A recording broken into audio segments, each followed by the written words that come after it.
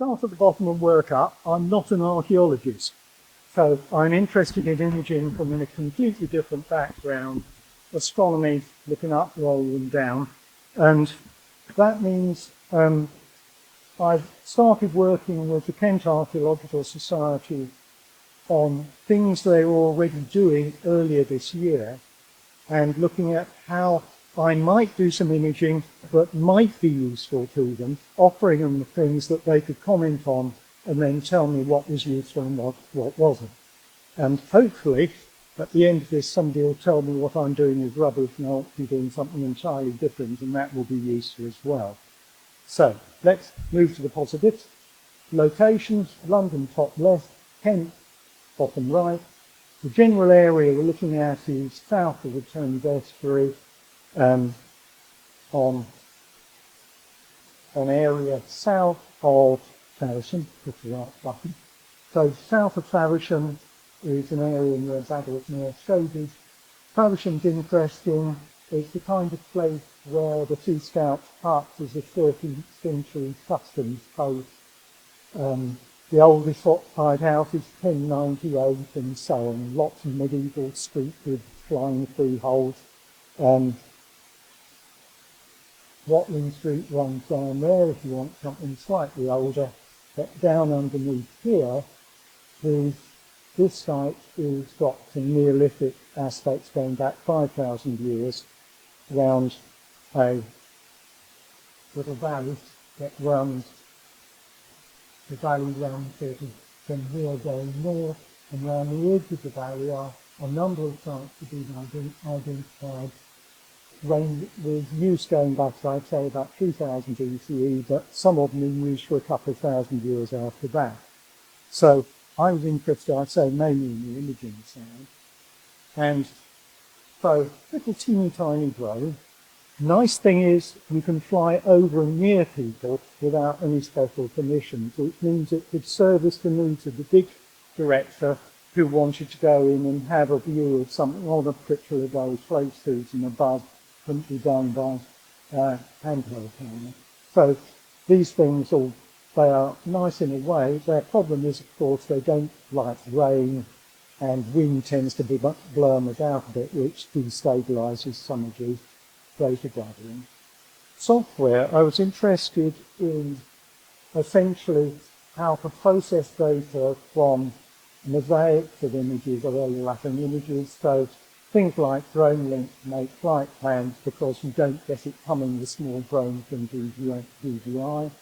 And then having done that, using openware available software like WebADM and Meshroom for making orthomosaics and doing 3D modelling from that. So get out of the way the simple things you can do legally you can't do with bigger drones without is getting close in above uninvolved people, so you could do little survey photographs of a big wreck for any general views you wanted, specific things from above where handheld at ground level wasn't feasible, so you can get easy imaging. So those kind of things easily, nicely done. Again, you can't go near members of the public with drones unless they're small. This is an example of a open data, so gathering data, general use for an archaeological society and put on the website, just shows the kind of thing to show to the public what's going on. This is a simple orbit video. Appalling weather. Apart from the 10 minutes I put the drone up, you couldn't see the horizon because of the rain. The wind was horrendous. You can see the drone bouncing around everywhere, but at least it's pointing at what it should be pointing at. That's why there aren't many members of the public. They're all grey souls who can't lie on that drone. But at least it gives a general view and it helps. It's not for analysis, but it's a reminder of what's there in a general comments view and how these sites can be seen, particularly at just missed the tree. But the object avoidance is fairly good on small drones nowadays. So, but this does give a little bit of context as well. If you wait, it's going to do a nasty jump and settle. Essentially, this is a 5,000-year-old site where a bit had been stripped back. They'd identified some stuff in previous years. Further up, it was essentially it shows very long agricultural use. This was a mounding ditch, but the mound's long gone because the agriculture's been going for hundreds of years. It's to be possibly 600 to 700 at least. Up there is the site of another barrow. Over there is a possible funerary preparation site just beyond those bushes. There's the valley. Far site is another site which showed some interest, and I did some preliminary surveys to help them identify things of interest. Over in the trees and a bit to the right is something else that looks Neolithic from ground viewing. I tried taking a drone and you can't see a thing close up, so it needs proper detailed LiDAR surveys to reveal. There's lots of evidence of various ridges and bits in there, but you can't see because of the tree cover's been there so long. Okay, so I tried lots of different kinds of imaging to see what could help them. Some things have been used. This is work that only finished in June, so they haven't had much time to use it. So single images, places like this photo of this nest on the south side of the valley show, I'll come back to images that has some interest. Sequence over time, you can get in and show dig progression in single images. And there were sites, one barrow I couldn't do an overview survey sites for orthonormal mapping because it was under trees, but at least get a sequence of images. Then the mosaicing, where one takes lots of overlapping images and feeds them into orthonormal mapping, which is useful for reference for the archaeologist, records for publication, shows progress of sites. Videos, these one-off audits, videos, do them as a sequence, bi-weekly on sites to show progress, general view progress. Animation, I did a time lapse from the bi-weekly sequences to make an animation of the overall site progress and usage. 3D, also useful for interactive 3D views for getting views in fine detail. So I tried all of those on a few different sites. Here's a typical, that's the site on the south side of the valley. Back in March, somebody had seen these little pair of spectacles kind of thing and thought, let's have a view from above. So I just did a general view, a couple of general views from above. And from that, they identified a site they would like a survey done. So I used a couple of hundred overlapping images and then WebADM to get an orthonormal view, which is just shown on the background of Google Earth type picture to show context. That's the elevation map that comes out of it. Reasonable resolution, this is about 8 millimeters a pixel because you're going low down and it gives a reasonable reference. And then the interactive 3D views the archaeologists could look at and say, oh yes, I begin to see something, and they want me to go back later and it's stripped off and look at this area where there might be something of interest. The Holly Grove Barrow, another barrow which is there on the north side of the valley, one of the two barrow sites close together. And again, this one seems to have evidence of being again Neolithic. And this is photos every couple of weeks just showing how the thing progresses. Review photographs for the archaeologist to look back. Often you get a photo at one time, maybe oblique, but doing fairly straight down ones are useful. These are not orthonormal, obviously. These are single images, single 48 megapixel images from about 8 meters up, just to show a record of the site. But again, records used, and again, as I say, that's the barrow site is just there in relation to the other mound and ditch site there. So, most of the imaging I did, well, let's start with the image I didn't take. This was taken last year, just a standard drone view, oblique view from the north, looking at the site, and there's the valley beyond. So these sites tend to be up on the upper edge, near the edge of the valley. And they excavated a larger site that showed up the whole rim bit, a couple of post holes there, and suggested how the post might have been, and sort of a fanciful idea. So what I did starting early this year was go in and set up imaging over the dig period between mid-April and June, and going in twice a week to do overlapping survey images from which I can make the orthonormal maps. And here is a typical orthonormal map result. It gives good detail. This is about 46 meters across the site. Again, corresponding elevation map coming out of WebODM. You keep good detail. The original survey image, this is a bit of the middle of the survey image there, and even after doing the orthonormal mapping where it matches in, you lose relatively little detail. So you're still keeping about 2 millimeters. And essentially that means the archaeologists can roam over the whole site, just going in at a high resolution of what they would like to see. Trouble is, I was trying to keep out the way of the archaeologists, so I was going in early in the morning mostly. Nasty side lighting, wonderful for showing up features you might want to look for, horrible if you want to get detail into trenches.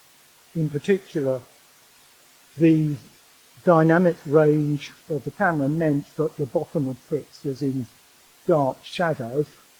So that's a sample 3D view. And so there's my flight plan. I then went round the pit, because I'll show you, it wasn't giving good detail. Took a few handheld images, hold the drones, walk round, take a few images, patch them in together, and then redo the WebODM orthomosaic survey, and it was giving detail in here below 0.5 millimeter per pixel. So you're getting fine detail into the pit.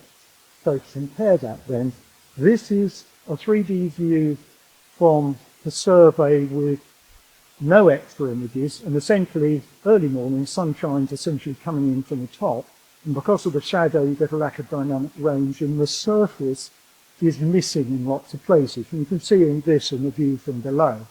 You can see the edges of the pit around here, and that's the far side of the pit. And so the whole pit this side is missing. Adding in the extra images, you start to get detail in pit bottom and sides and complete the pit structure, so it gives you a much better 3D rendering of what the structure is there. This is one way of doing it. So far I've used WebODM concentrating on orthonormal maps, which you can overlay on other satellite views for comparison and detail. WebODM's not so good on 3D views if you've got horizon in your images, and the technical reason for that. Meshroom is another way of processing images from surveys. I found it slightly less easy to use to get the ortho map generation, but it's good for doing the 3D views, interactive 3D views, and it copes with the horizon better and gives you some idea of what its idea surrounding clouds are, however unrealistic.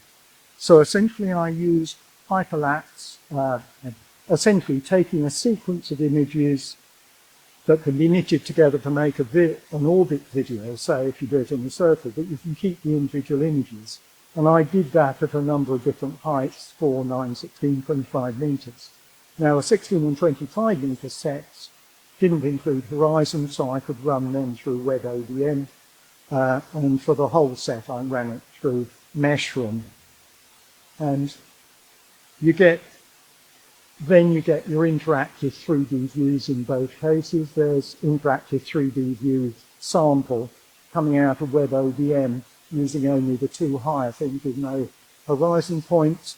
Below you get slightly more detail because you get a more detail in the foreground image with Meshroom because you've got the lower height images, and so you're closer to, you get a finer resolution.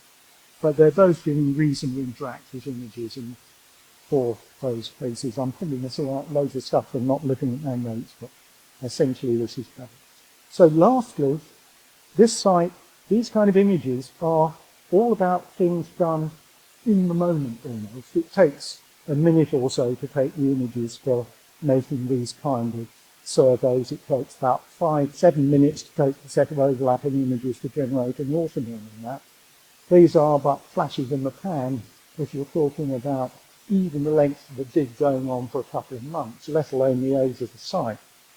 So I thought one thing it'd be nice to do is, how does a dig progress over time in terms of what you see and how activity, I'll be less than that today, and how activity progresses over time. How do you show that change of activity?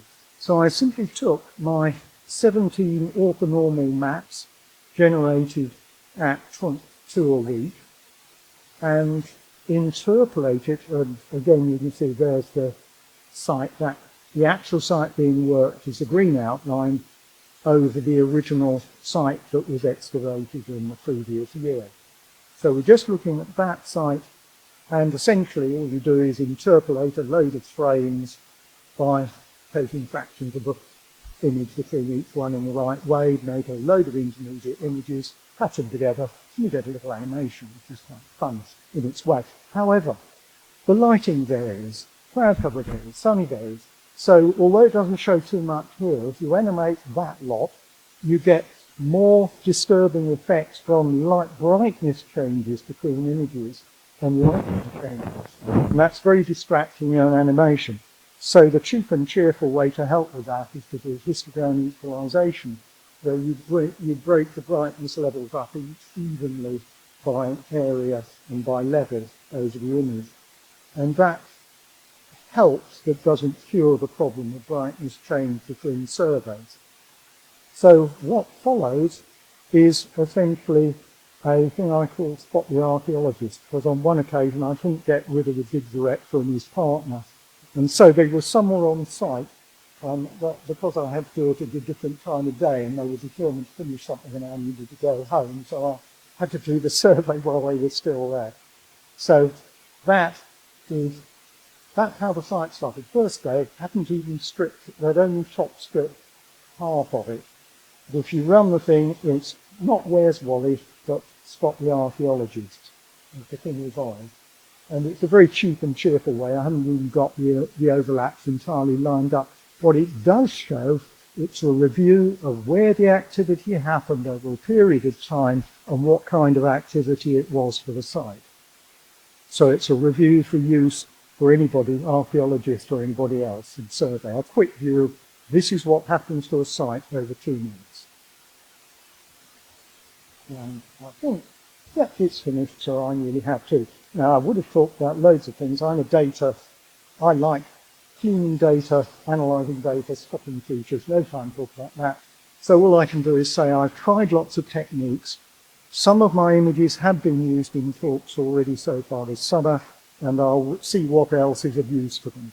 But I'm sure people, if they've got any comments, can tell me later what I really should be doing to be useful. And that's what I'd like to hear about as well. Thank you.